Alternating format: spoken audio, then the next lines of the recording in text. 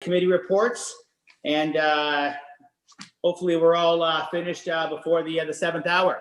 So we'll get into it. So I now call the City Building Committee meeting to order. Welcome everyone to our virtual meeting. Due to the COVID-19 pandemic, physical distancing measures, and the City of Building Committee is meeting virtually. Members of the committee, executive management, and city clerks are participating via video conference, and the senior leadership team are not visible, but are available to answer any questions related to an item of this agenda. So, we open delegation. We have one open delegation this evening by Derek Battaglia concerning the unsafe road conditions of Jean Street. I will now call upon Derek Battaglia, provide his open delegation. Derek, generally you're allowed 5 minutes, but I'm going to be quite lenient with you. Please speak your mind. Okay, thank you all for your time this evening. As Mike said, my name is Derek Battaglia, and I live at 205 Jean Street in the city. Derek? Derek?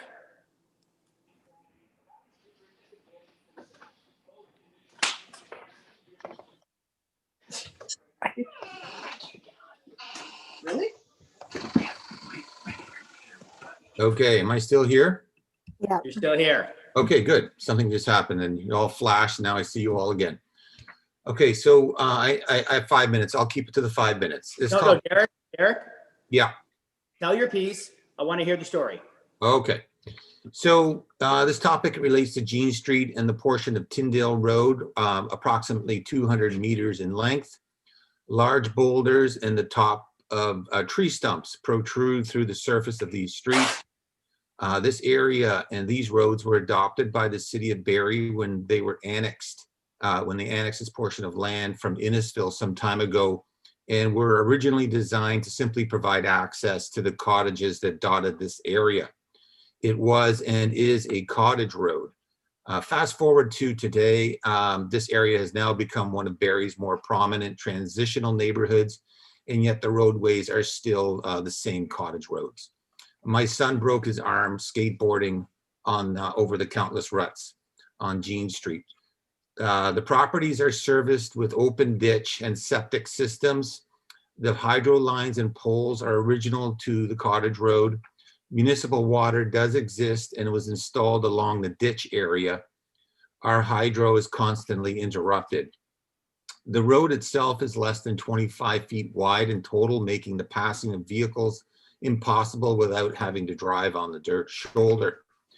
The open ditches overflow with heavy water and heavy rain. There is no stormwater management. These roads are within meters of Lake Simcoe. Our neighbors are forced to repair old failing septic systems. Larger emergency vehicles, snowplows make it virtually impossible to pass if sharing the road. And in the spring, we are forced to repair the damage done by these vehicles through the winter months to the shoulder grassy area. The intersecting roads at Cox Mill, Tyndale, and Dock Road all have full municipal services, including sidewalks, curbs, sanitary storm sewers, and they have all been installed within the last 12 years. For some reason, this small portion of municipal road was bypassed.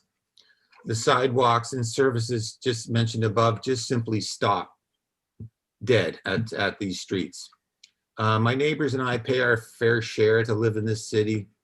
The road has been engineered to be replaced with full services, but has been pushed off the capital budget at least 3 times that I know of. I'm not quite sure why. When all of the other roads were serviced, this section was not done. I'm going to share with you some photos, if that's okay. You may have them already, but I'll put them up on the screen. This picture here is a photo of my neighbor repairing their septic system. So there was a bad foul odor that was coming from this area for a number of weeks. Derek, can I pause you, Derek? We don't see that footage, Wendy. Is that something that is on your end or on Derek's end? Oh, I get it. I can press the share screen. Okay, here we go. Yeah. Gotcha. Okay, can you see it now? Clearly, yes, thank you. Okay, so this photo here is my neighbor repairing a septic system. A large foul smell started coming from this area. He had this all dug up, and this, I don't know exactly what they did, but this is what was going on. This is fairly recent. We have This photo here, I'm hoping you can see this with the rock. Okay, great. This is a large boulder. There's my daughter's foot that protrudes through the road. Clearly, they just paved over top of the rocks and the tree stumps here. This photo here gives just a general idea of what the shoulder looks. Here's another rock here. Yeah, you can, fairly evident. Here's a photo of two cars passing. One's parked on the shoulder. This one's on the edge of the shoulder. You can clearly see, you know, if they were trying to drive down the road, one would have to completely move over. And then I'm going to show you this video here of the, I'm assuming you can see the video playing. Is it large enough for you to see? Oh, I'll make it a little bigger. Okay. No. So this is me just driving down the street. There's the open ditches. You can see the condition. This is where my son broke his arm, in the middle of this portion right here. I'm driving east towards Tyndale Road here. This is all unserviced. There is municipal water, I should say. It's on the left ditch shoulder. You can see the unevenness of the road as the cars bouncing up and down. This is also, I understand, an issue for snow plowing. It'll get clearer as I turn the corner. And then I'm going to stop it when I get to the corner because I want you to see where the sidewalks just completely stop. Okay, so this is Tyndale Road, and the sidewalks just end right here. The curbing, the new asphalt, I don't know, just stops. All the municipal services, and suddenly I'm now turning the corner to go right up Tyndale. There's the sidewalk and curbs.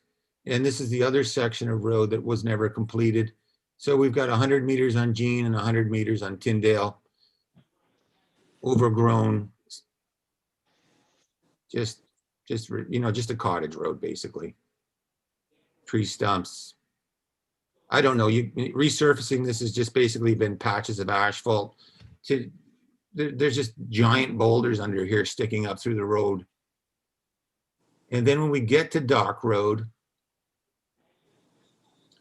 you'll see Dock is now, again, in the last 12 years, fully serviced, new asphalt. The services go to that. I don't know, we just got skipped for some reason. I'm not sure why. And this is the route my kids walk to school. No sidewalks. A busy road here. Dock is very busy. There's no sidewalks on Dock. And these kids cross the road. They walk up a street with no sidewalks. They walk down the street to the Dock, no sidewalks. It's a busy street. I think I'm really just showing you examples of the fact that there's no sidewalks here, but this street's all been serviced. And that's it. Okay, well, thank you, Mr. Talia. Generally speaking, I ask committee if there's any questions they have, but I'm going to do something a little unorthodox, and maybe there you go, Jim. You read my mind. Ask maybe the ward councillor, because I know he's been talking to you, and I actually know that the previous ward councillor of Ward 8, RF Khan, has been dealing with you. This has not been something that you've let go. You've actually included me in your conversations. I live quite close to that street. I see that street. So if you don't, if everyone doesn't mind on committee, I'd like to introduce Councillor Jim Harris to Derek Talia. And Jim, if you ask a question, please. Thank you, Mr. Chair. Yeah, and I have had the pleasure of meeting Mr. Battaglia at his property and touring Jean Street. And I think most council members might know that Ward 8 has the largest remaining non-urbanized streets in the city. So what Mr. Battaglia has done tonight is showing you the condition of Jean Street, which the condition, as you can see, is problematic. But it also is one of many. Foster, Kempview rated as poor on the pavement condition index. There's many. So, and he's correct, and the chair is correct as well. This keeps getting pushed back on the capital plan. it's in the plan. Everybody knows urbanization of these streets: Foster, Kempview, Eugene, McLaren, the Boulevard, Brennan. There's so many, but they keep getting moved back. And Mr. Battaglia lived there for many years, and he's understood the frustrations of it keep getting pushed back. So interestingly enough, later on the agenda, and I appreciate Deputy Mayor Ward moving the item from the circulation list to this committee on the pavement management update, but you'll notice that doesn't even include streets like Kempview, Foster, and Jean aren't even on the list, even though they're rated Jean Fair, Foster Poor, and Kempview Poor, all in Ward 8. So why aren't they on the list? Well, I'm guessing because they are part of the urbanization strategy, which is far more than just being resurfaced or paved. So what we have here, and Mr. Battaglia's highlighted, is a concern with the urbanization plan and ability to get these works done in these communities. So I just want to thank Mr. Battaglia for bringing this to the table, because I think he's speaking for a lot of residents who are really frustrated that in those communities, and they pay their fair share of taxes, and they don't have the sidewalks, sewage hookup, lights, and a nice paved lane to drive on. So anyway, so that's really, I don't really have a question, Chair. Thank you for recognizing me first, but I really appreciate Mr. Battaglia for bringing this to the attention on behalf of the residents of Ward 8. You're welcome. Thank you, Councillor Harris. Just to give some extra light on what Councillor Harris was mentioning, that next year in 2021, there is a scrape and pave, which for those who don't know what that terminology means, just means basically it's a Band-Aid that's going to go over, and it's going to make the road even. And then in 2030 is when we're going to put the new bionic arm on Jean by putting lights up and doing the whole kit and caboodle. So does anybody else have any questions for Talia at all? Okay, if nobody has any questions, and I've got a few for Michelle Banfield. Michelle, do I have you on the line? You do. I'm here. Okay, great. Thank you very much. So give me a little flavor, if you don't mind, on why Jean Street has been neglected, and why maybe some of the streets that Councillor Harris has suggested have been neglected and maybe pushed off. Just before you answer, I actually bike and run on Jean Street on a regular basis, and I actually don't think Derek's video actually gives it justice. It really is uneven, and after I get the question from Michelle, I'm going to swing back to Derek and ask him maybe a bit more about some of the safety hazards that have happened on that street. So Michelle, please, could you give us some flavor on why this has been pushed out for almost 10 years? Certainly, Councillor McCann. The overall capital plan, the 10-year plan, is always fluid and is always challenged by timing and dollars. So certainly for this project in 2021, as you highlighted, there is the pulverizing and paving suggested. That is going to give a brand new asphalt surface. It will extend as far into the road allowance on the shoulders as possible without impacting the ditches. And it will be designed to last for about 20 years. So that is going to be before council in the 2021 budget. And then the 10-year capital plan is going to show this project for 2030, which is, to the tune of about $4.7 million from the construction work for that complete project. So most times it's competing priorities, competing dollars, and that's where, council is forced to make these tough decisions. Well, I appreciate that. And Derek, before you answer the question I asked you, maybe just continue with Michelle Banfield. Michelle, I know I'm asking maybe questions on the fly, and I don't expect you to have the full answer, but I'll ask anyways. When is the last time that the streets were put in priority? Councillor McCann, 2019, as part of the entire network-wide paving condition assessment, was the last time the entire road network was looked at, and our operations department looks at road connections on a regular basis. Well, what I'd like to see happen tonight is that by next city building, which I believe is going to be in a month, I believe it's the beginning of December. Is that correct, Ms. Cook? Yes, we can have one scheduled for the beginning of December. Right. Do we not already have one scheduled for the beginning of December? We took them out of the calendars when we had when COVID started, so we'll be putting them back in. So yes, we'll be scheduling one for December. Okay, great. And definitely before, I guess, Ms. Banfield, you don't mind, before budget, if you could include Councillor Harris, the ward councillor, and myself, and if you could maybe send your staff out to investigate Jean Street and maybe to investigate that area and just see if these streets need maybe a different designation, and maybe report back to the city building committee would be good, because just, you know what I mean, I got to tell you, this kind of comes from a personal side. I'm on the street lot, and I don't know another street that's worse than this. But in fairness to the rest of the city, I'm not in the north end that much. I'm not in the northwest or east end, so I don't know that many comparables. So if we could do that, please.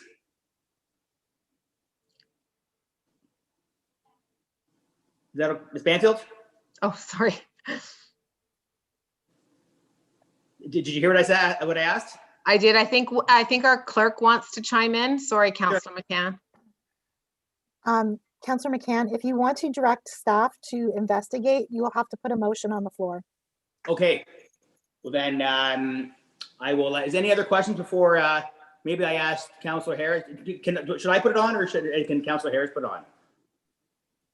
Only a member of the committee can put it on, and if you want to put it on the floor, you need to leave the chair and give the chair to Councillor Rietma, because you can't put a motion on the floor in the chair. Right. Well, then to save time, does anybody want to put this on the floor? That's a no. Okay. Then Councillor Rietma, would you take my, well, I guess it's going to be pretty redundant, but do you want to take my chair then, please? Sure, I will. All right. I guess where we are is that we're looking for a motion on this one. So Councillor McCann, do you have a motion? Yeah, I'd like to put a motion that Ms. Banfield's staff investigate Jean Street just to see about any other, to investigate Jean Street to see if there's any change from 2019 to now, and if staff believe it's necessary to maybe bump it. You can. Madam Clerk, do we need a seconder on that? No, Councillor Rietma. Nope, not in this case. Okay. All right. Any discussions on that motion? Going once? Yes, Mayor Lehman. Sorry, could you just read that again, Councillor McCann? That staff, Michelle Banfield's staff, investigate Jean Street to investigate the what's the word I'm looking for here? Investigate the road conditions and see if the road conditions have degraded substantially enough to prioritize Jean Street higher up in the level, higher up in the priority list.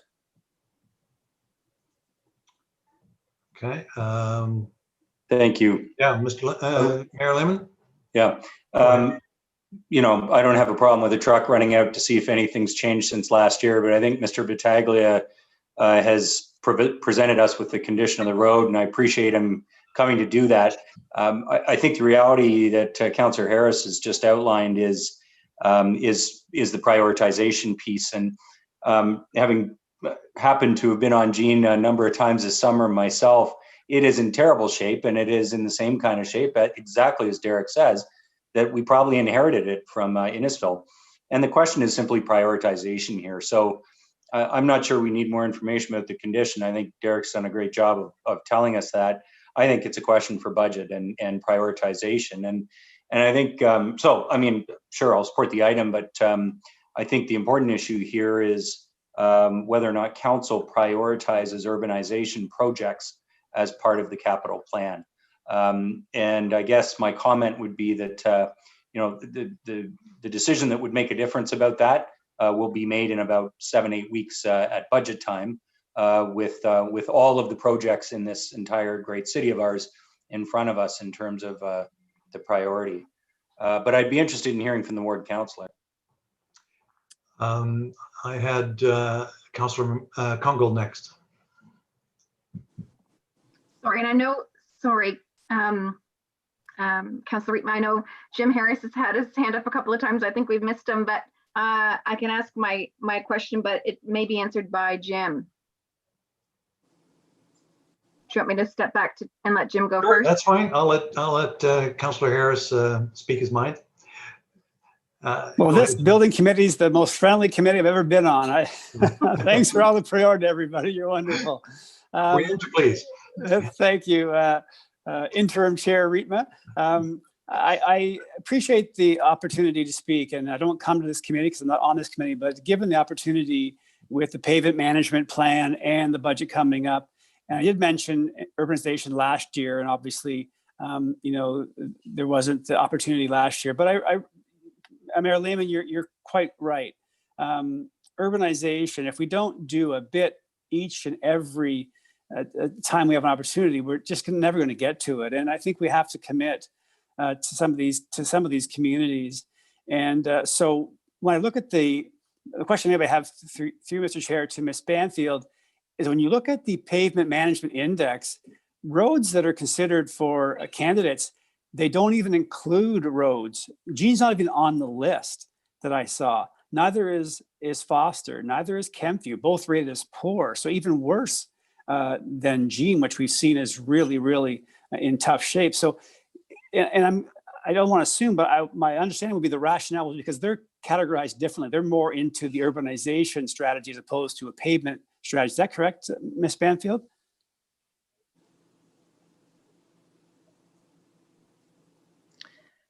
You're exactly right, Councillor Harris. It's a combination of, you're talking about urbanization and prioritization of capital projects, whereas the memo really is just talking about kind of pure pavement conditions, if that makes sense.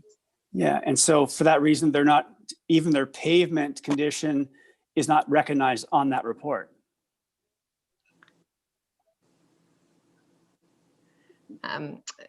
So through to you, Councillor Harris, I can actually flip to Kelly Oakley. So she is, very well versed in both the capital plan and the memo that's up a bit later. So Kelly is going to jump in here to assist in the clarity for the questions. Thank you.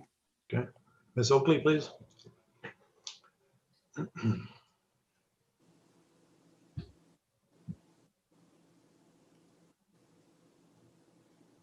I need to re-ask? Sorry. Can you hear me?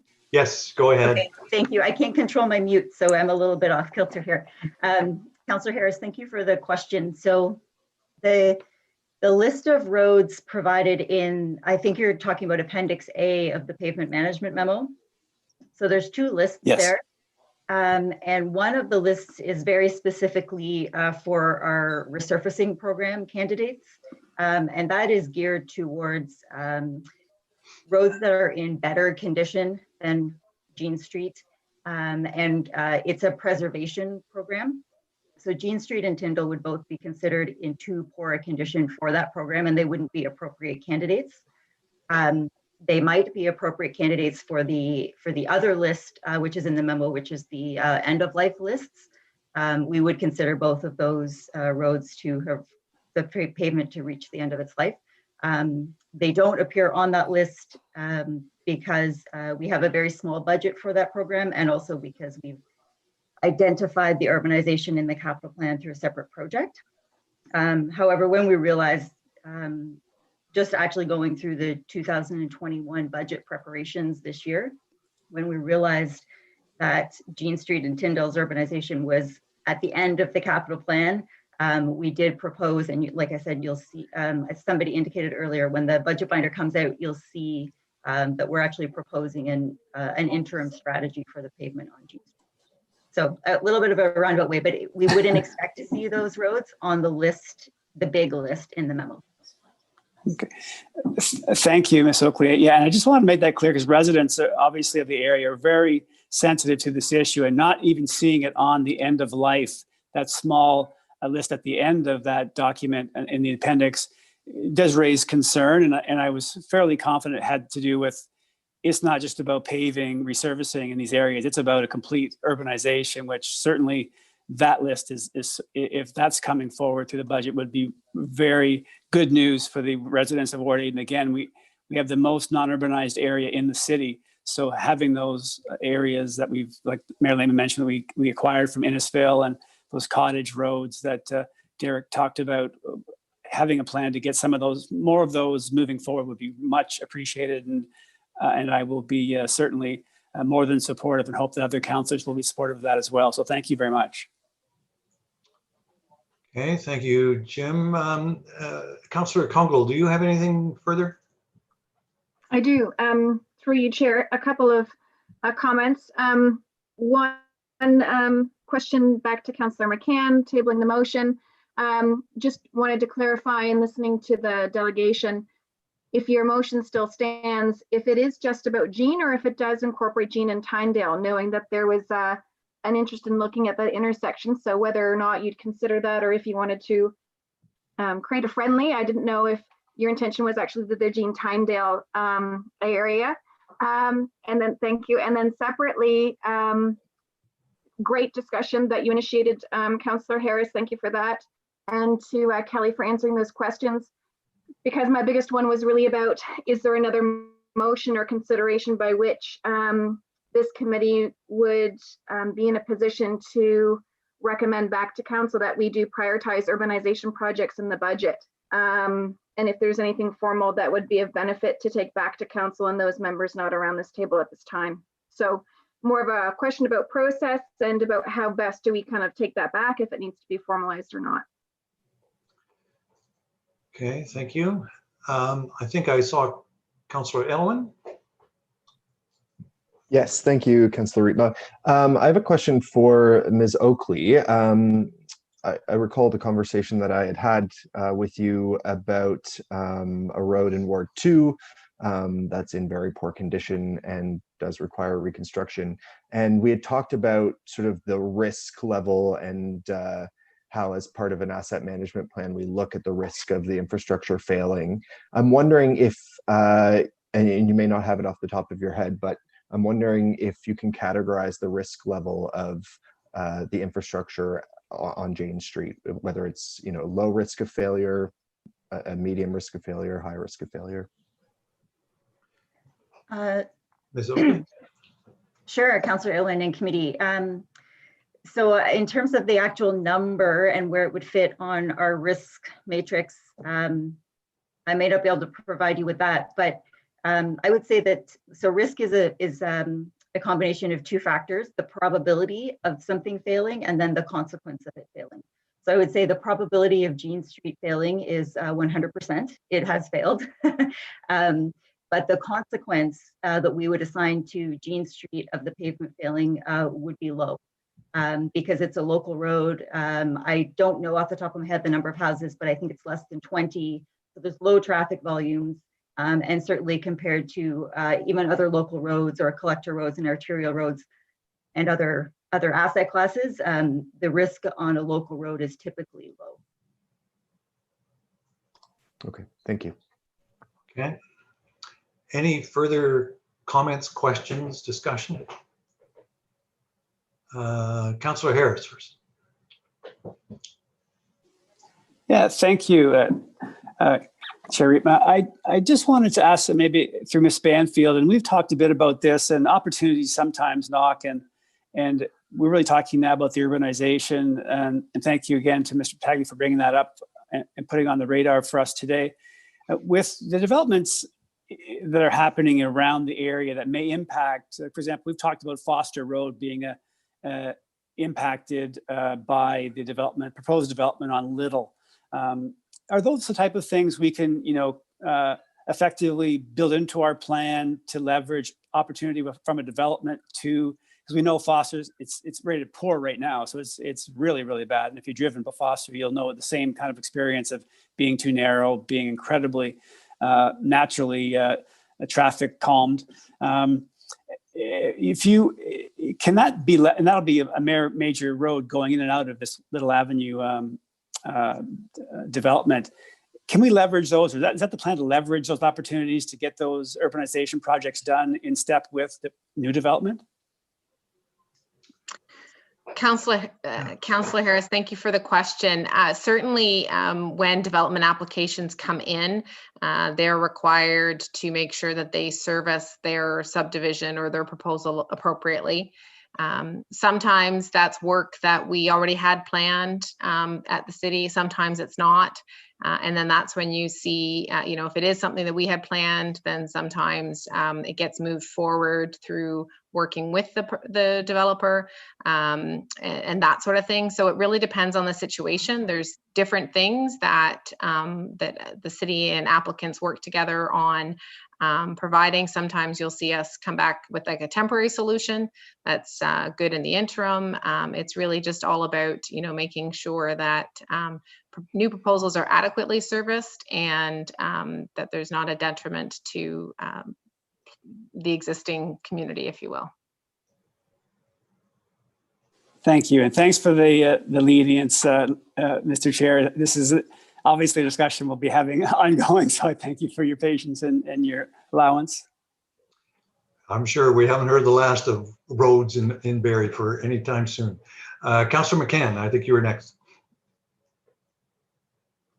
You're muted.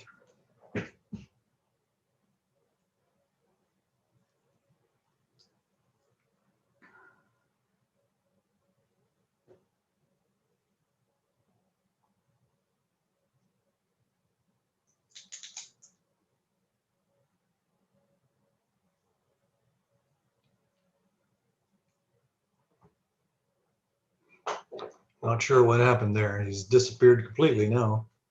Sorry. There you are. It's been a great week for technology at City Hall, hasn't it? I just wanted to make sure, I'm not sure if you observed that Councilor Emery Congo wanted to put a friendly on by adding Tyndale. Did you catch that? I did.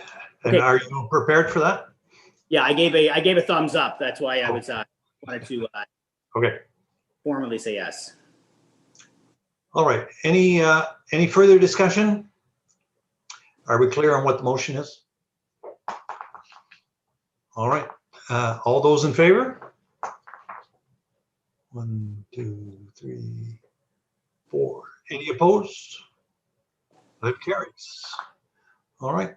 Mr. Chairman, back over to you. Thank you. And do you still have Derek online? We don't. Okay. Well, Derek, if you're listening, Yes, I'm still here. Derek, if you're listening, you're online. We're going to bring this back to City Committee next month. So stay tuned, and I'm sure your ward councillor will keep you abreast of what's going on. Okay. Great. Thank you all for your time this evening. And I have a little tip for you on Zoom. I host a lot of Zoom calls. If you press your space bar, it unmutes you. Oh, I got a tip for you too, Derek. Yes, go ahead. Next time you're on a city Zoom, can you leave the Dominion Lending background off your background? Yeah, sorry about that. And I actually can't see myself. I can only see you guys. So it made me want to get a mortgage. I'm not sure if anybody else on the call. Oh, but, thank you for the plug, Councillor McCann. Oh, that was not a plug. Don't bring me down with the ship, Derek.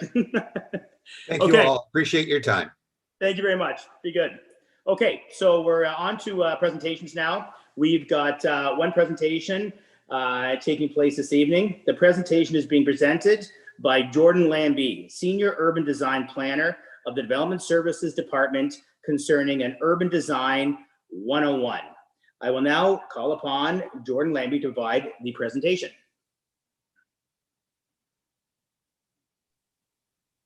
Mr. Lambie? Sorry, I got cut out. Can you guys hear me? Yes, we can. Thank you. Great. Perfect. Here we go. And I'll just share my screen if I can. Bear with me a moment.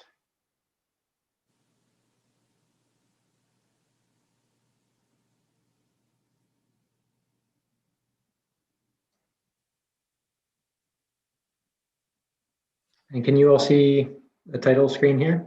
Yes. Perfect. So good evening, Chair McCann and members of committee.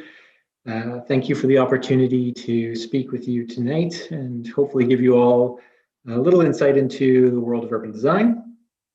I understand that you all come from kind of different professional backgrounds and experiences, and that you may have kind of varying levels of awareness of what urban design is, but that you have all likely noticed an increased awareness and concern in your wards about how they look, feel, and function, as all of our neighborhoods kind of experience continued growth.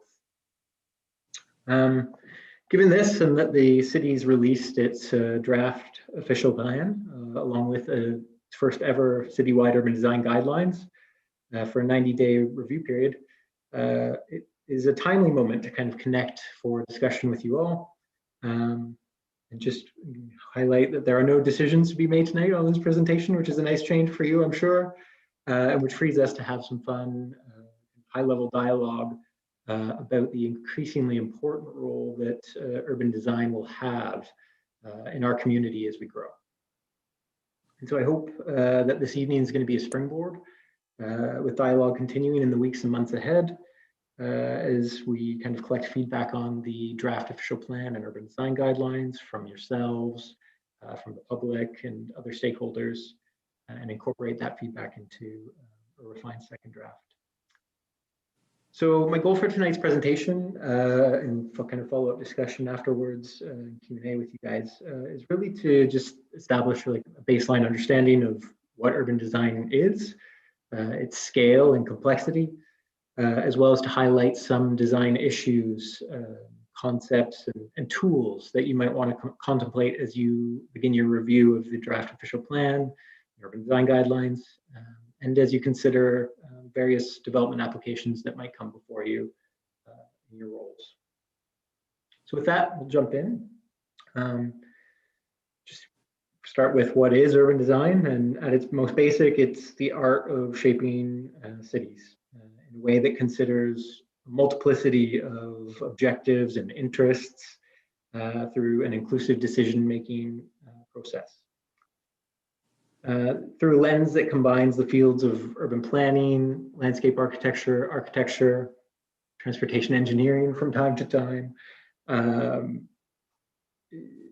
Urban design addresses kind of the functional and aesthetic qualities of the physical environment at a range of scales that we'll kind of discuss through this presentation. And that can be from a street or park to a block, all the way to a city or a region. So urban design also plays a role in the establishment of kind of frameworks and development processes that facilitate successful development. And we'll chat a little bit about that at the tail end of this presentation. So why is urban design important? And I think it's important to remember that urban design is really a tool to create great places to live and which are attractive and functional. To achieve that, urban design doesn't operate in isolation. It really tries to break down silos of different professions and knowledge. And again, relies on kind of those disciplines and a series of local priorities for decision making. With that understanding, urban design can really address rapidly changing community needs or market trends. An example of that would be pre-COVID, retail was already significantly changing. Traditional planning tools like the zoning bylaw kind of enshrine a specific amount of retail that must be achieved. And where that becomes not really feasible anymore in a new kind of market for retail, design gives us a tool to try to achieve the same goals with different instruments. So an example might be if we can't have ground floor commercial, perhaps we could explore institutional uses or residential building amenities at grade to create that same level of dynamic streetscape, same intent. Also, urban design attracts growth and tourism. People want to live and visit great places, quite simply. And this is, again, post-COVID, as people spend more time in their neighborhoods, I think they think about this a lot. And then good urban design really focuses on creating compact development that creates a critical mass density, uses, and people that results in the efficient use of land and infrastructure and creates a good business case for development. That really improves kind of walkability, transit, and connectivity of all modes of transportation throughout the city by connecting it to uses, destinations, and other activities. And really considers how transportation, land use, built form, public spaces really come together to create vibrant and successful places. We can also create a range of housing choice and affordability in neighborhoods, creating a clear plan for that. And then I think partly through a public process, urban design can also really empower communities to make public spaces and neighborhoods their own.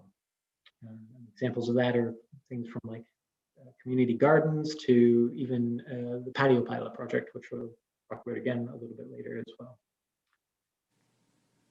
So through the new draft official plan and the urban design guidelines, we established several high-level priorities and objectives for urban design and creating an attractive city. And some of these include kind of designing neighborhoods so that the daily needs of residents are accommodated within a walkable and accessible distance, that they're convenient, that we clearly target specific areas for the design and development of density, and to really capitalize on the benefits of that. So creating a critical mass where, again, uses, people are, again, in a critical mass where we can kind of realize those benefits of an attractive urban environment, similar to what's shown on the screen, the rendering. All the while kind of mitigating or minimizing the negative impacts, which we see from time to time in terms of an overdeveloped site or a site with a poorly selected building type where townhouses are just kind of jammed in, where a different building type might be more efficient. Or trying to mitigate overlook conditions, shadow impacts, erosion of neighborhood character, things like that. Another objective is to design buildings and streets for people. And that's kind of the idea of a human scale. It's really that pedestrian experience of a city. To focus in on that and create really high quality human scale development. And in tandem with that is the idea of placemaking or focusing energy and resources to create vibrant places that are a significant component to a neighborhood structure and its community identity. And other more kind of self-explanatory objectives are really around resiliency and sustainable design and development, ensuring that we're creating transit supportive densities, facilities, and environments that really capture that. Incorporating universal design principles and accessibilities to make sure that our city is inclusive and accessible to everybody. And then lastly, again, that kind of idea of being community driven and having community ownership through the process. So some of our objectives. And then at a kind of a higher level, the new draft OP or official plan and urban design guidelines really do try to raise awareness of the importance of design in our community, try to begin fostering a culture of design. And we do that by defining what design excellence means in the city of Barrie. Design excellence is a term that you may have come across, has different meanings in different contexts. So we went to lengths to try to define that, what it means in Barrie. Rather than focusing on just the aesthetics or beauty of projects, our new OP really tries to define excellence around the function of places by, again, prioritizing people and strengthening public life in our city, elevating the standards of sustainability and resilience, really celebrating local culture, enhancing kind of our history, our cultural heritage buildings, integrating that into our placemaking and giving a platform for kind of local arts and culture to flourish. And then lastly, we think design excellence should mean building community capacity. So raising the local ambitions, building knowledge and skills across stakeholder groups across the city. So these are pretty lofty goals for what urban design can achieve, but we think it's important. And urban design can occur at a range of scales, and we'll kind of walk through a few key concepts that we consider at each of these scales.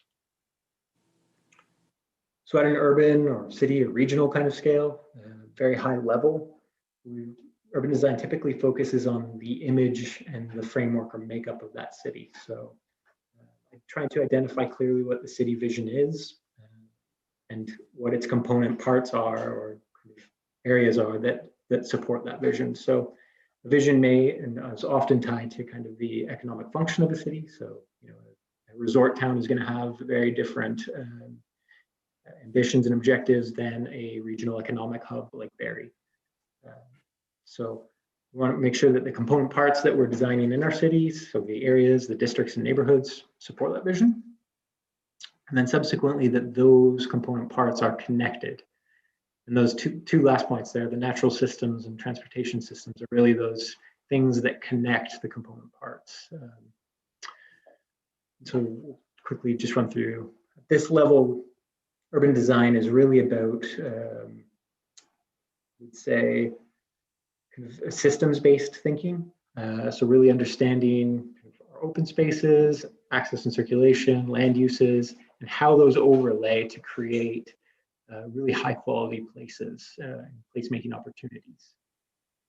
And each of those systems can be hierarchical. So, you know, there's different types of open spaces with different functions.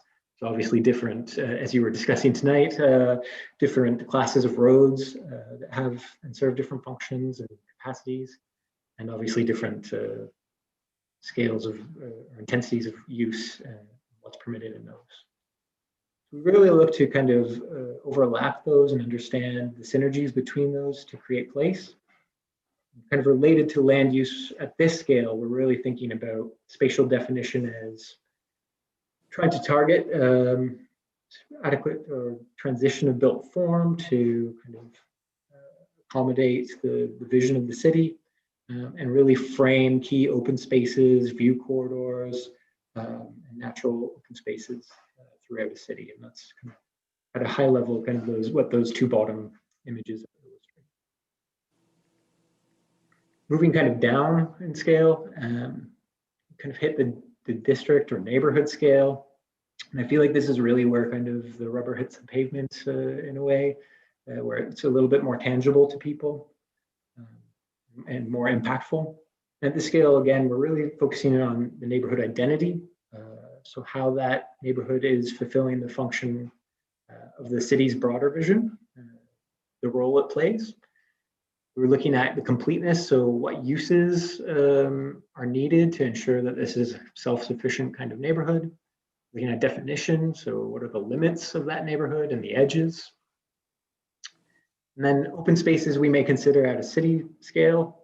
We know that, you know, in this area we would have a green space, but at the neighborhood scale we really start to consider what the function of that space is, whether there's placemaking opportunities and how buildings and land use program can kind of help to achieve that placemaking goal.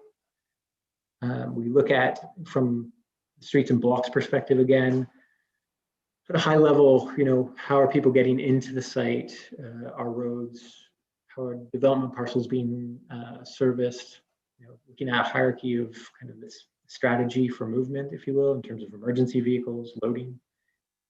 And then related to all that is really the density and scale of the development, what's appropriate, what's, again, we look to kind of transition that if there is a certain level of density needed, how can we transition to some of the existing surrounding context in a meaningful way. So I thought, given that this scale is, again, tangible for people, I thought maybe we would just do like a quick example in the local Barrie context of a site that people are probably very familiar with, which is the Barrie Fairground. And typically, when we think of neighborhoods and their scale, it's usually within like a 5-minute walk, something that's comfortable walking distance. And that's usually like a radius of 400 to 500 meters, which we're starting to build into our policies of the official plan.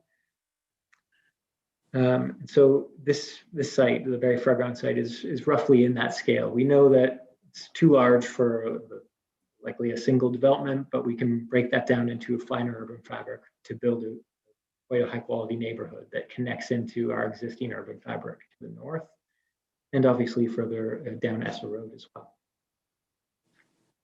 So this vision plan on screen was the result of a high-level city-led exercise as part of the recent Essa Road corridor study, maybe a year or so ago. I'm just going to use it for demonstration purposes to illustrate some key urban design themes and concepts.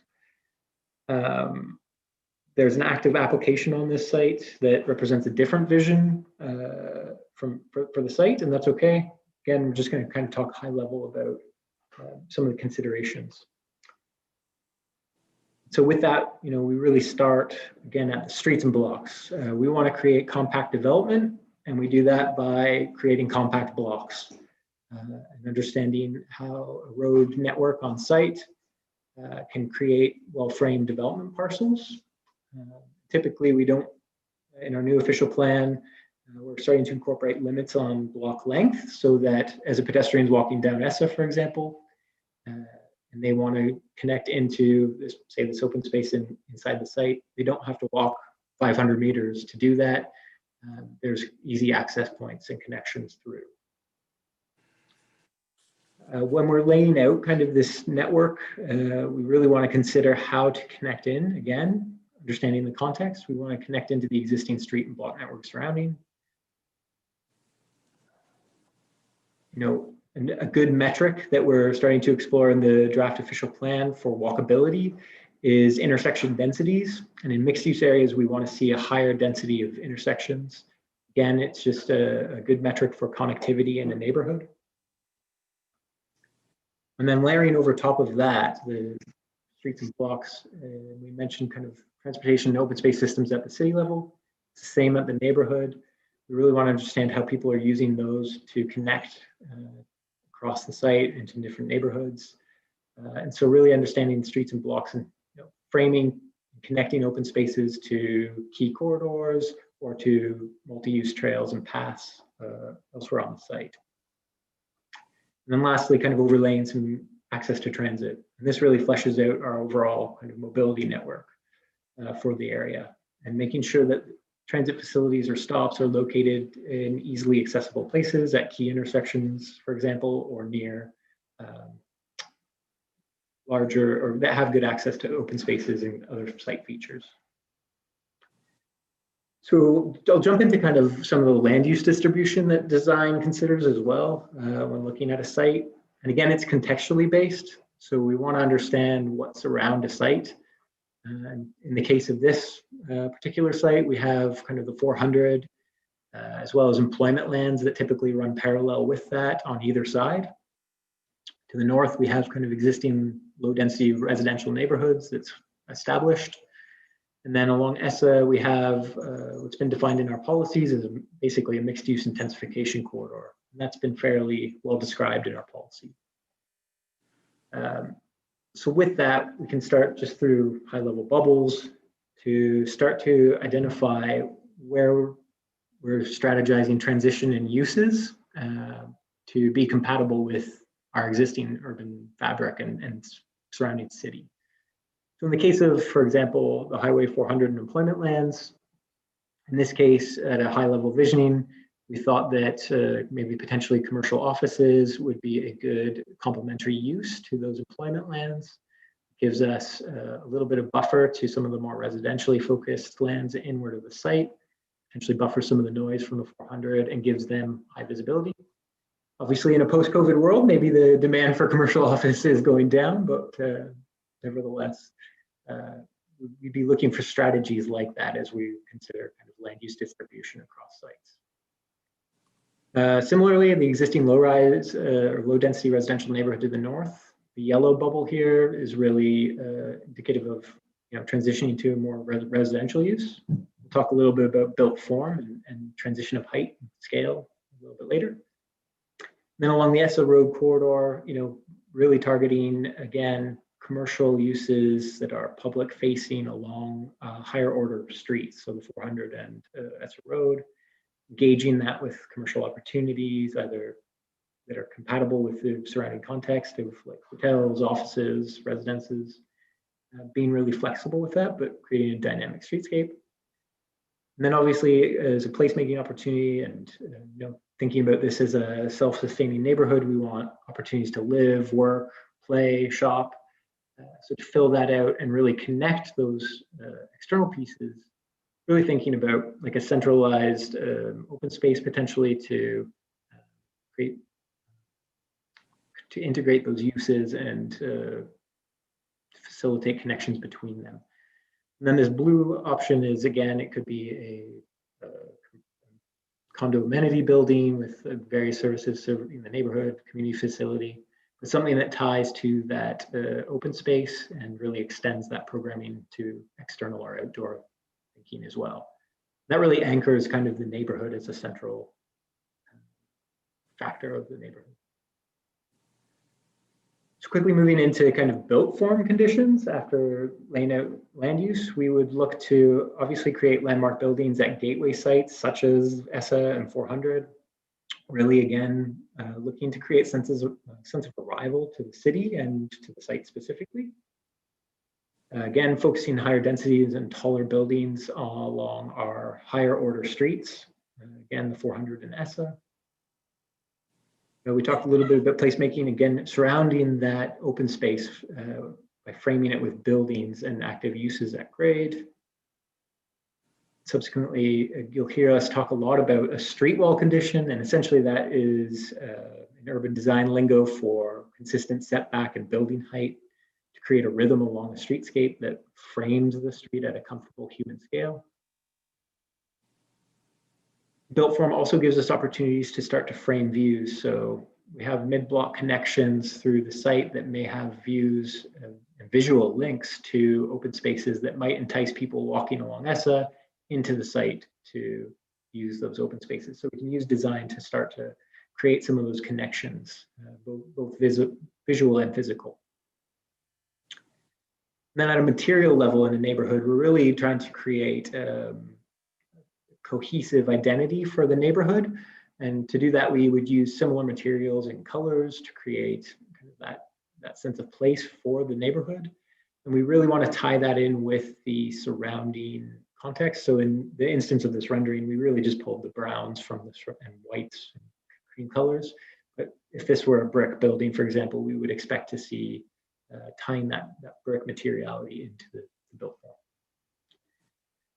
And then again, for the transition piece, we'd like to see a mix of building units and types in our neighborhoods. So this kind of vision plan, we lined the back of the site with townhouses that would kind of fill out the single detached that are backing onto the site to create kind of a cohesive low-rise block.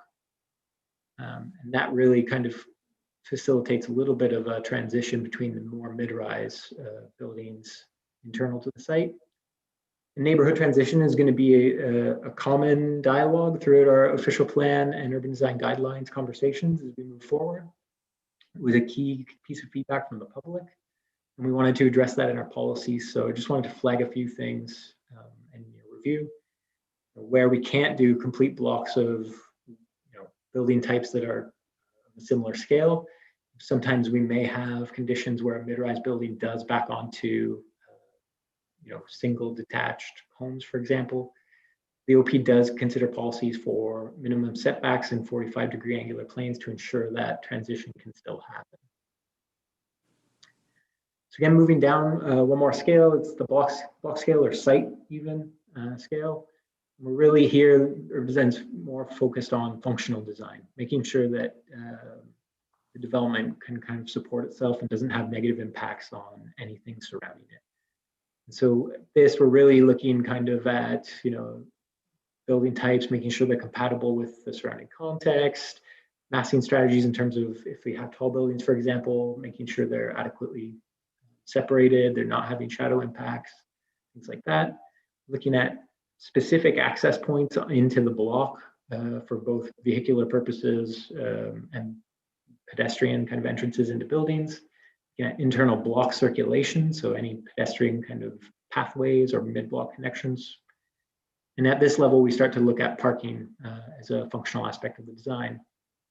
And then lastly, but not least, kind of the public realm and amenity areas. We want to know how the block will kind of create a consistent streetscape, how it might connect to open spaces that are adjacent, and how it's treating internal amenity spaces or courtyard spaces. So quickly burn through this. It probably looks a little daunting. It's just an exploded axonometric diagram of a typical low-rise residential block that we might see, and explodes out each layer. And so this is, again, another kind of systems-based thinking for design. At an upper level, this scale, it's really going to be residential uses, but at the grade level, we want to understand where amenities, entrances, parking accesses, how they relate with kind of the site's ground circulation in terms of sidewalks, open spaces, lot layouts, things like that. And then this bottom graphic of the 3D is kind of accordion effect of all of those things smushed together, showing its final kind of built form. And then in translucent, it shows adjacent development of a similar scale. So that could be the existing context that you know it fits in with its context. Similarly, at a mid-rise, we're looking for kind of same considerations, site circulation of sidewalks around an entire block, how that relates to maybe apartment entrances or ground floor amenities, really understanding the circulation on the whole block and how it fits in with the massing of existing or planned buildings on the same block. And then in terms of a mid-rise building, we may look at underground parking where there's more density to support that, and the vertical circulation that goes through a building to achieve a functional design. And this one I'm not going to spend long on, but I did want to just highlight in terms of a mixed use component, maybe a similar building type, but at the ground level, we may start to explore, if there's a retail at grade, for example, we might look to see if we can get an additional setback for patio spaces, how that affects kind of the circulation, etc.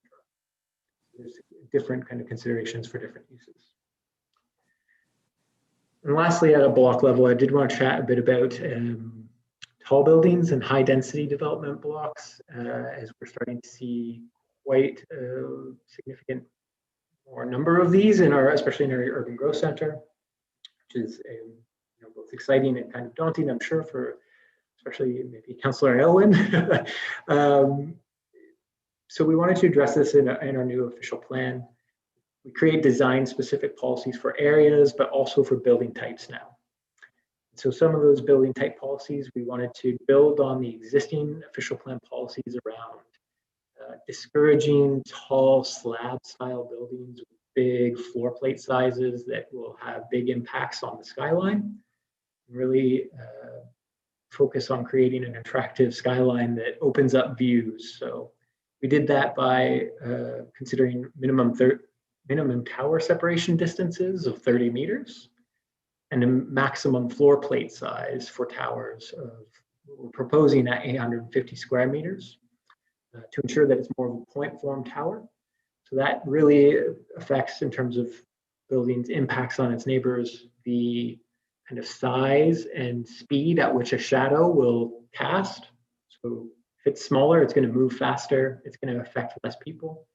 It also has the benefit of obviously opening up more views through a site and creating a more attractive skyline. So wanted to flag that for your review as well.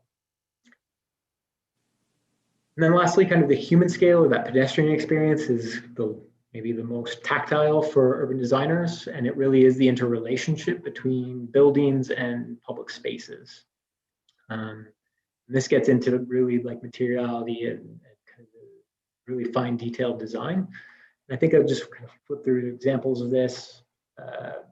Some that Barry has already been doing is really examples of like some deem tactile or tactical urbanism or urban acupuncture.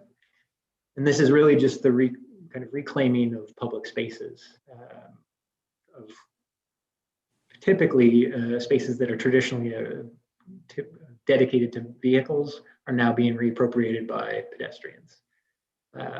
This is happening across the world as cities intensify and public spaces are smaller or there's more demand. These spaces are starting to create more multifunctional. An example of that is our own Dunlop Street, where we have promenade days. We have the pilot project for patios. Those pilot projects have the benefit of typically kind of ultimately resulting in more permanent infrastructure, such as our Dunlop Streetscape Revitalization Project. And those in turn really incent development to create highly attractive urban environments, as we saw kind of through our application for the Uptown Theater redevelopment block. So my last slide here is just around our urban design processes here at the City of Barrie. And really, there's just three kind of pillars, if you will. The first two are cyclical. So policy development and development review kind of feed into each other. So through the policy development side, again, our OP, our new draft official plan and urban design guidelines are really focusing on design focused policies where we're trying to implement minimum standards that clearly identify the city's vision for specific areas and building types. And we're going to also obviously explore special area studies further down after the launch and hopefully successful adoption of our official plan. And that could be design studies, additional guidelines, etc. And then I just wanted to highlight the development review process very quickly. The earlier that we can kind of get applicants to come in and engage with urban designers and planning and development services staff, the better. Typically, we only comment on what is basically presented to us. It's not like the city is sitting here and saying, this is exactly what's going to get developed. We do rely on our partnership with our development colleagues to really push forward good design and good development. And so the earlier that we can engage on that and work with them, the better. So I just want to kind of flag that. And then lastly, our official plan does identify a few opportunities where we can really build on this third pillar, of which I think we're going to build on as the city grows. And that's really around education, recognition, and awareness of the importance of design and establishing that design culture in Barrie. Through the OP, we've built in policies to potentially establish an urban design review body or an urban design review panel. Other cities, kind of mid-rise scale and above, do implement these. They rely on third-party professionals to comment on significant development files, just for that added level of push for design excellence. And then subsequently, or additionally, it also considers the potential establishment of urban design awards program, where we want to really recognize, developments that have went above and beyond and really achieved something that we feel should be precedent setting for the city, and that can really elevate the quality of design moving forward. So with that, I think I probably went a lot longer than I was hoping. I wanted to be tight, but I'll open it up for questions, discussion. Again, I'd love to hear your experiences in your wards. I'll just open the floor to you guys.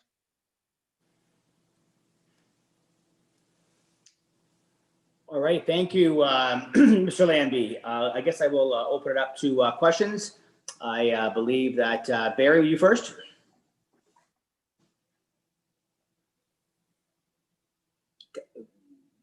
Councillor Ward, did you have your hand up first? I didn't. Actually, I'm not a member of the committee. I'm here to watch. So go to the committee members first, and if I have a comment, I'll make it after. Sorry. Oh, well, thank you for that direction, Councillor Ward. Mayor Lehman. Thanks, Chair McCann. Jordan, I'll just ask this question because I think a lot of people struggle with the difference between urban design and architecture and the particular importance of urban design. So I'm just going to ask you if you could give us an example of really good urban design in Barrie and also an example of really bad urban design, or maybe where the lack of urban design has produced a problematic environment.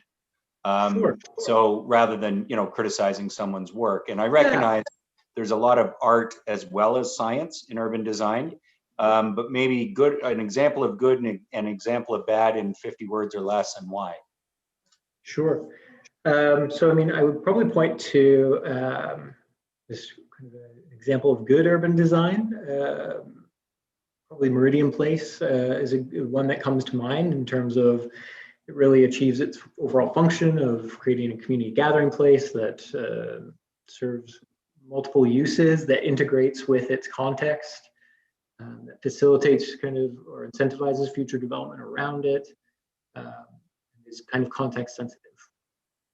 And that is more of like again, that's where urban design kind of bleeds in with landscape architecture, for example, where it's basically an open space, but the urban design aspect will come in kind of the policy development side in terms of how is the development surrounding it going to be integrated as that comes online. So that's maybe the differentiating point there. For bad urban design, I don't want to drag any sites in particular, but as the city starts to mature into a vibrant mid-size urban city, I think you're going to start to see, what I'll call shopping centers or kind of the big box retail phenomenon. We're already seeing changes in the retail market. We're already seeing a really high demand for affordable housing and housing in general, and trying to address the shortage there. So there's added pressure for those sites to really start to intensify both use and kind of density.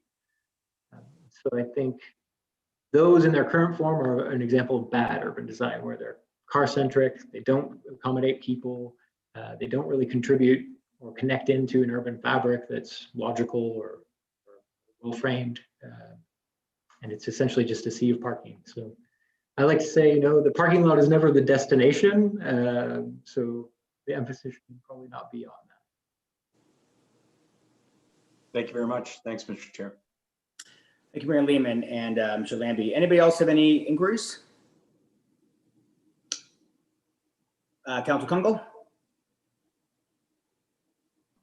Yes, thank you, Chair McCann, and through you to Jordan, great presentation. I do have several questions, so I'd like to throw them on the table because this is an area of great interest, and maybe I'm just coming off of a recent land planning course, but I'm quite fascinated about just how the systems interact. And I'll go question by question, so I'm not overwhelming you.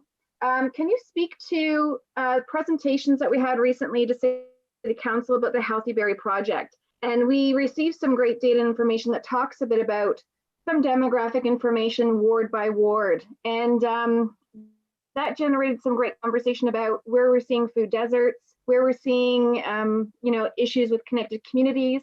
Is that an input, or is the work that you're doing around informing the official plan and around urban design taking that data into consideration, or is there any type of communication with that project?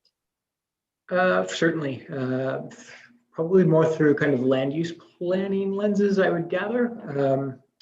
But our new official plan is, again, it's starting to become fairly permissive in terms of the uses in order to start to achieve some of these the goals of basically eliminating food deserts, ensuring that neighborhoods really can be self-sustaining in some regard. Obviously not every neighborhood's going to have a place to, like an employment center or something like that, but really that the daily needs of residents can be accommodated without triggering, a million official plan amendments. Yes, that's a bit of a goal. But to answer your question, it's certainly that is a lens for urban design. We want to facilitate as much connectivity to those things as possible from pretty high level. Again, talking about streets and blocks. Those uses will identify those food deserts or potential opportunities for sites for redevelopment and additional intensification of uses.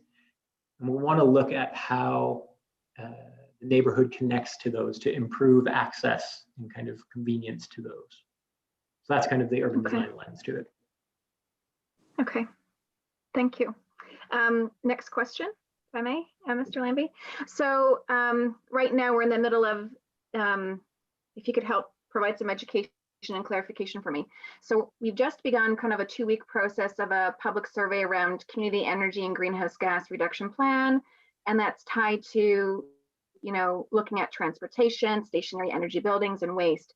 And so how does that intersect? I'm looking at things like, does urban design, you know, how does that facilitate urban agriculture? How does that facilitate green infrastructure? And, you know, noting a green roof in one of the mock-up images. And so can you share with me how, you know, where that priority setting or guidelines or objectives sit around how we incorporate green infrastructure into urban design, and how to look at that in the new official plan?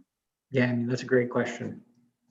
And I would say, you know, the city of Barrie has been doing a pretty good job in terms of incorporating low impact development standards in terms of what we're targeting, you know, integrating open spaces and stormwater and kind of green infrastructure.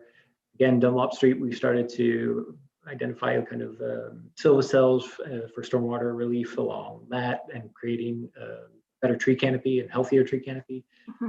We're starting to see that roll out. Then I would say through the development of buildings specifically, we have tossed around a few ideas around at the official plan level about how we can incorporate that. And I think there's a question around, you know, not wanting to gatekeep certain developments or hinder development or scare development away in some aspects. So, you know, we were considering, for example, developments of certain size must include a green roof, for example, if it was a very large scale site.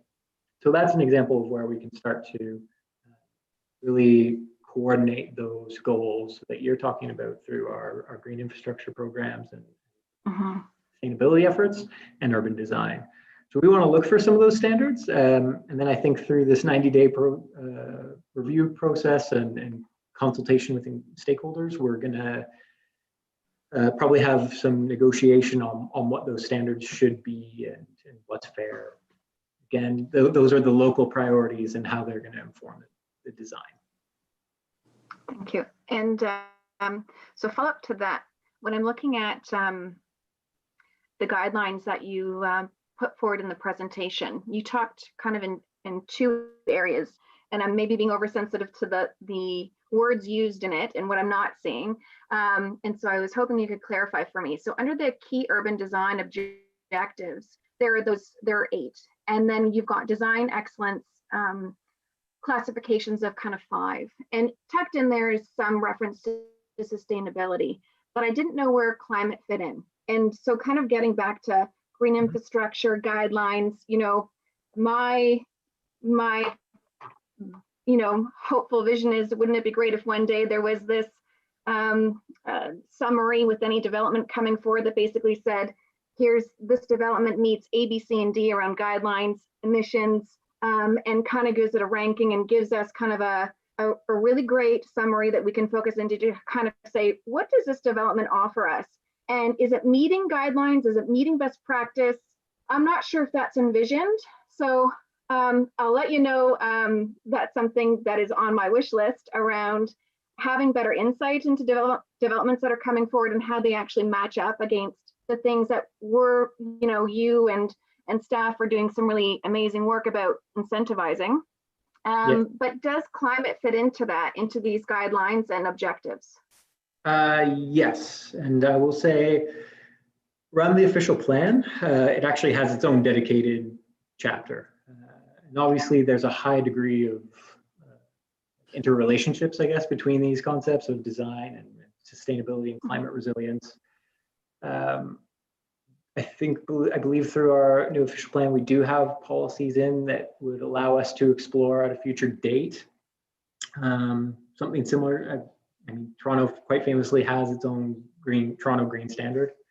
And that's something that we've been looking at, but would require, you know, obviously significant investment time to develop that. So looking forward, we want to enable ourselves to do exactly what you were kind of talking about in terms of, you know, we want to see X, Y, and Z for sustainable design strategies, and you've met it, tick, tick, tick. But at the moment, I don't think there's like concrete, you know, matrix, I guess, if you will, of that. but the urban design guidelines do talk about, obviously, like integrating low impact development in our open spaces and streets, for example. We do talk about sustainable design in private development through green roofs and through, again, low impact development in their amenity areas and things like that, as well as energy and water consumption strategies as well. Okay, second last question, if I may be so bold. Some development, so at planning committee and some developments we're looking at, sometimes we're looking at a singular development, but when we talk about systems and influence and, Yes. Some developments creating precedent setting for others, there's a couple that we're aware of that have developments kind of, a developer watching what council is going to do and what the end outcome will be. And we know that it's part of, potentially 3 properties that will be developed in an area independently. And so are there guidelines or leading practices that would say we really should hold off commenting in any way on certain properties and actually ask for a block image or a block understanding of what this area is going to look so like? Glad you asked this. Yeah. And I alluded this through the presentation around kind of understanding the context of these sites and how that's going to be increasingly important as we move forward. Even through our own policies, we're starting to reflect that. So as part of the official plan, one of the appendices is a demonstration plan outlining kind of some of the key, at a high level, the key design directives that are in the official plan. And that really is illustrated at a block or kind of context level, to your point. We've seen and are continue to see a lot of development applications that are fairly myopic, that focus just on, we've got this site, this is what we're going to do with it, without considering the broader kind of implications that it may have on the surrounding block or context. So through those demonstration plans, we want to use those as an example of when we ask for a block study through the development application process and the review, we want it to largely resemble what's in the demonstration plans, where it highlights key policies and labels them on a block plan so that we understand when policies are being met and those design objectives aren't impacting anything beyond the site. Thank you, Mr. Lambie. Any other questions, Councillor Kungal? No, I know Claire had some, so I'll hold it there and take the rest of mine offline. Thank you, Mr. Lambie. That was great. Thank you. Councillor Rittmell. Thank you, Jordan. That was a great presentation and very stimulating in terms of ideas. And I think as a result, I have about 100 questions, but I'll limit myself. And I think Councillor Kungal's last question kind of, I want to pick up from that. We have, you showed as an example, the fairgrounds. We're fortunate there that we have a large parcel of land that one individual owns that they can do something with. But more often than not, we have very small parcels of land. I noticed that on your very first picture of your very first slide, you had Pier 7 and 8 in Hamilton. Mm-hmm. And I guess my question is, should we be doing something like that, a design, if you will, or a concept for, our whole downtown area? And I'm thinking, a larger area than maybe just Dunlop Street, but the streets on either side of it, so that we have a kind of a overall, and you mentioned the word vision for the city. And I guess can we do that? Should we do that? And I think one of the issues is, the small parcels of land and making, or how do you get people to work together to actually make these things happen? So yeah, I'd like your thoughts on that to start with. Another great question. 99 questions. And I to all of you, I am happy to kind of continue conversations offline as well. You can always reach me on Teams, Zoom, email, phone, whatever. I am totally available to you. But to answer your question, Councillor, yes, I think through our official plan, we're thinking kind of at the 50,000 foot level. And then we're trying to leave doors open for considerations exactly like that as we get down in terms of levels of detail. So you'll notice in the draft official plan that we've identified what we're calling strategic growth areas. And we're really trying to identify areas where it's clear that density can be captured there, but we're also, again, trying to be very clear with our vision of the quality of that environment. And so I think there is an opportunity in those strategic growth areas to do secondary planning exercises that look exactly at what the built form strategy should be for that, what the key considerations are for the context and how it can transition. We can get into, again, almost like going from that city level vision in my presentation to that neighborhood level, and really starting to flesh out some of those specific issues, site specific issues that may need clarification. Then to your answer around kind of coordinating development and different owners, often these visioning exercise can really bring together individuals under a single banner of this is a great idea, especially if they've been engaged in the process.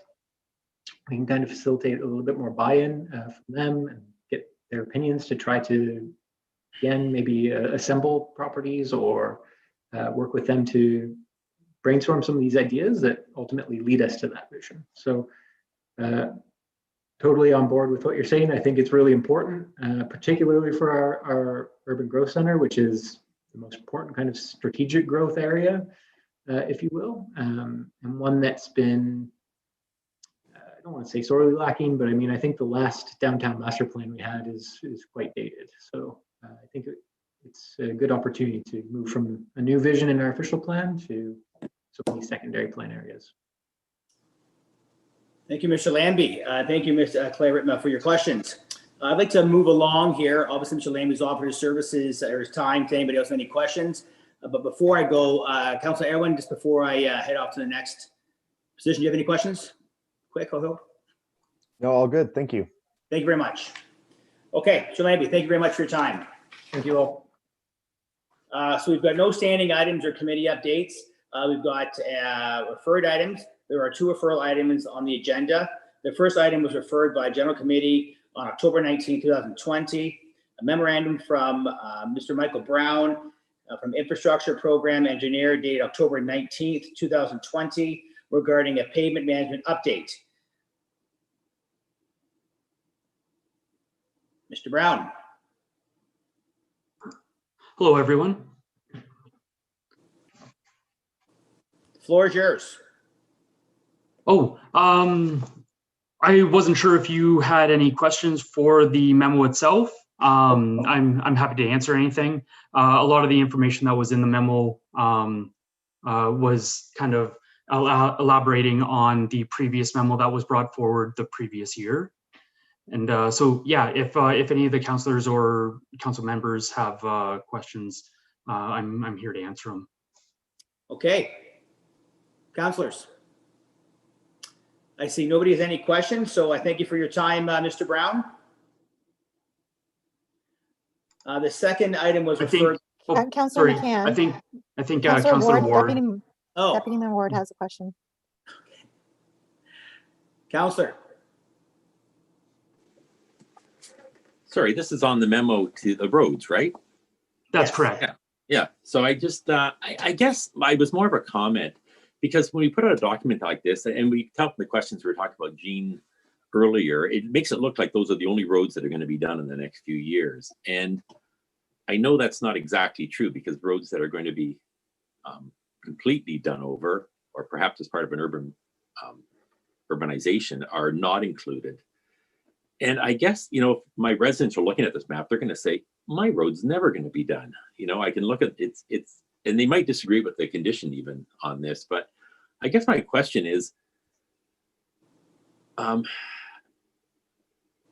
there another thing, you know, once we approve the budget this year, is there going to be another map to show what roads are maybe in the 10-year capital plan for reconstruction? That'd be the first question.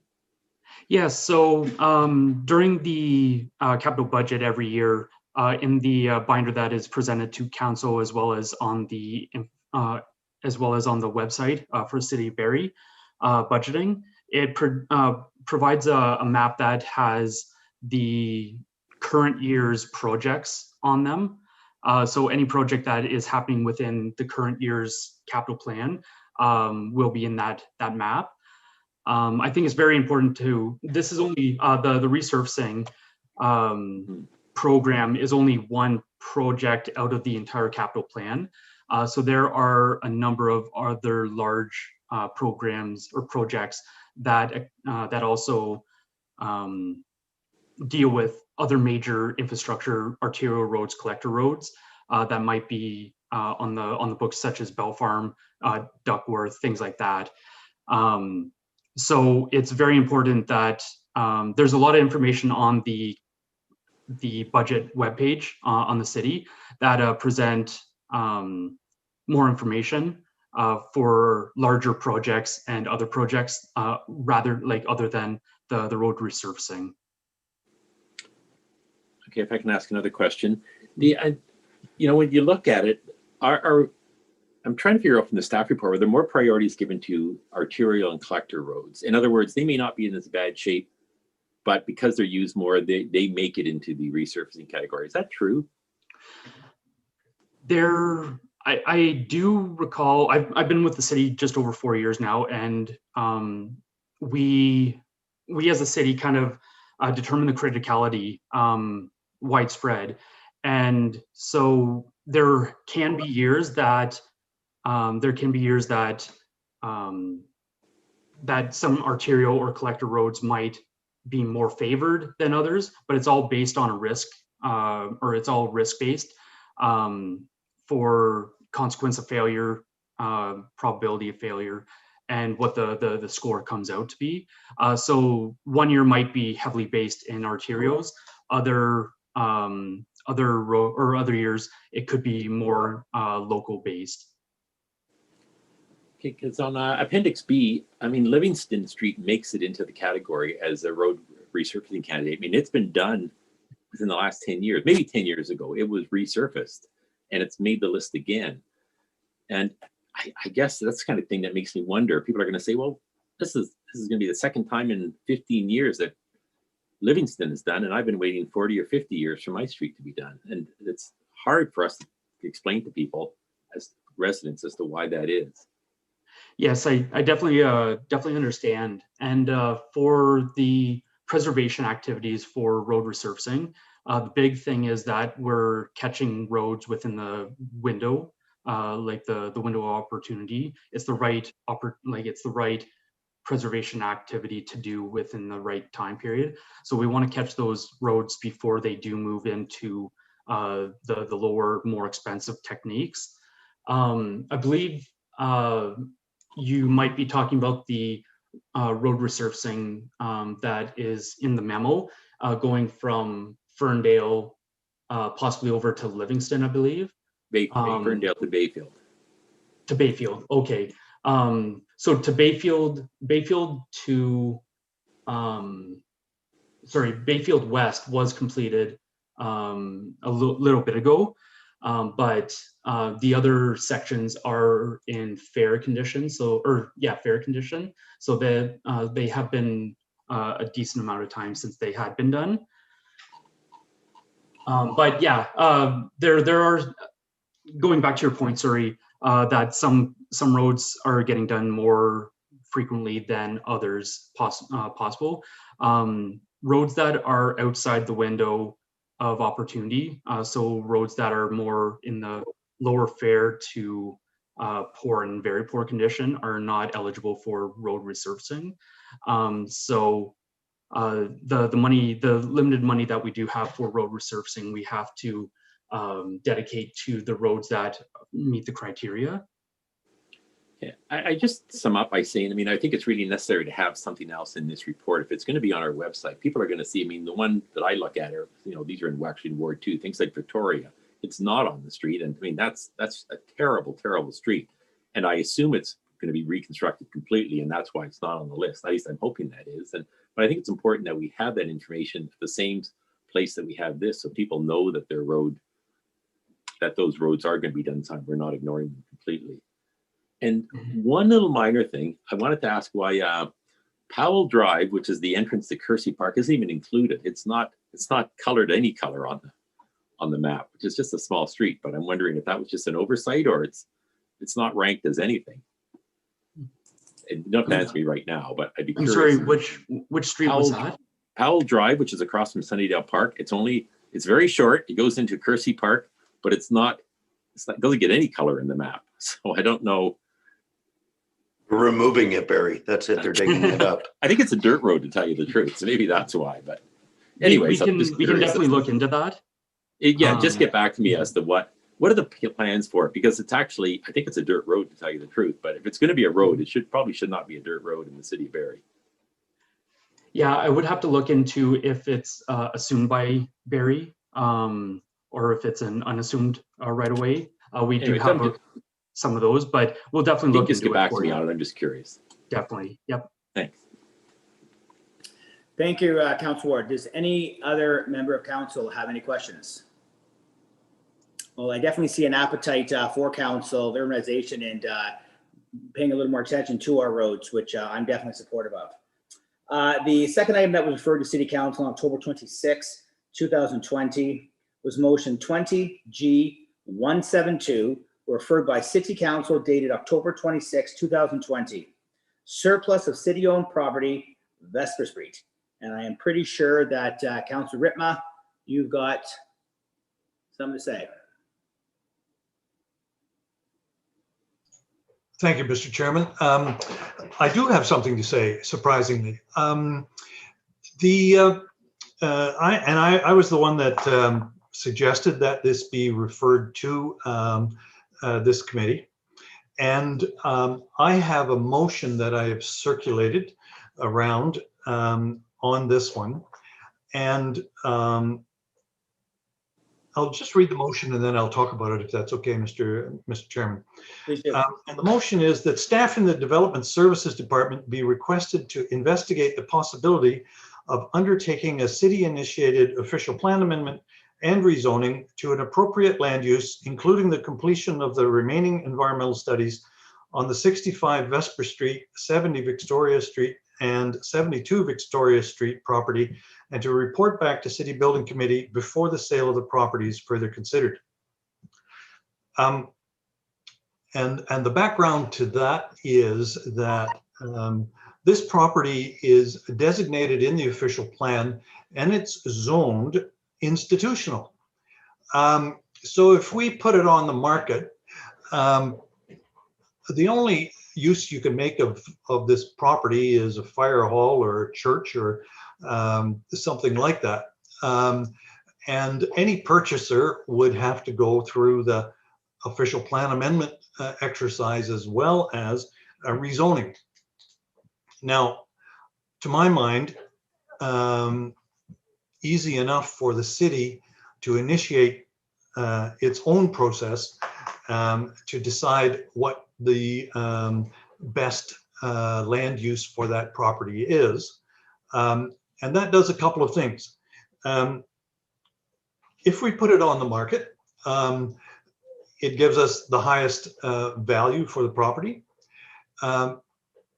And it also lets us decide what it is that we really want on that property.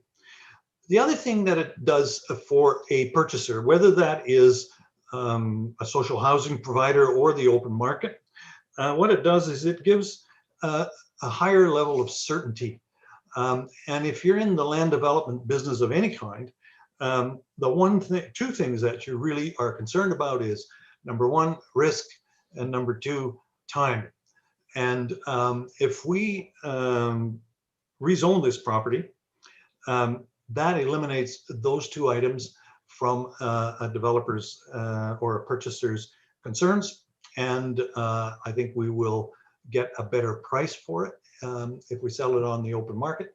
And if we can figure out a way to do it in social housing, then we'll get a better product.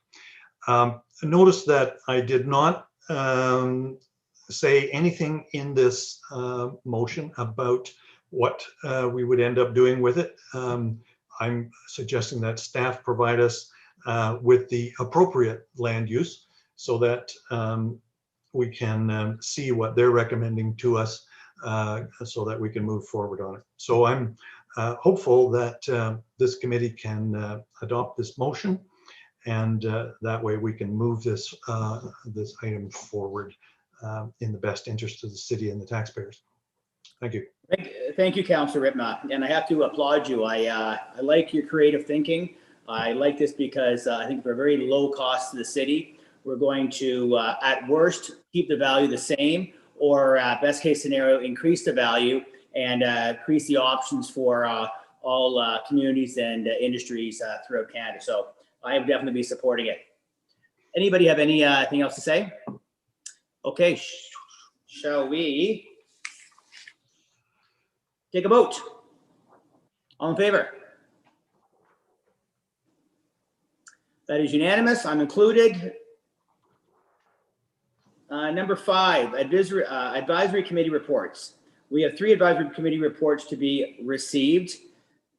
Could I have a member of committee put the following advisory committee reports on the floor to be received? Number 1, report of the Heritage Berry Committee report dated March 11th, 2020. Report of the Heritage Berry Committee dated October 17th, 2020. And the report of the Heritage Berry Committee dated October 14th, 2020. Councilor Ripma, thank you. All in favor? That is unanimous.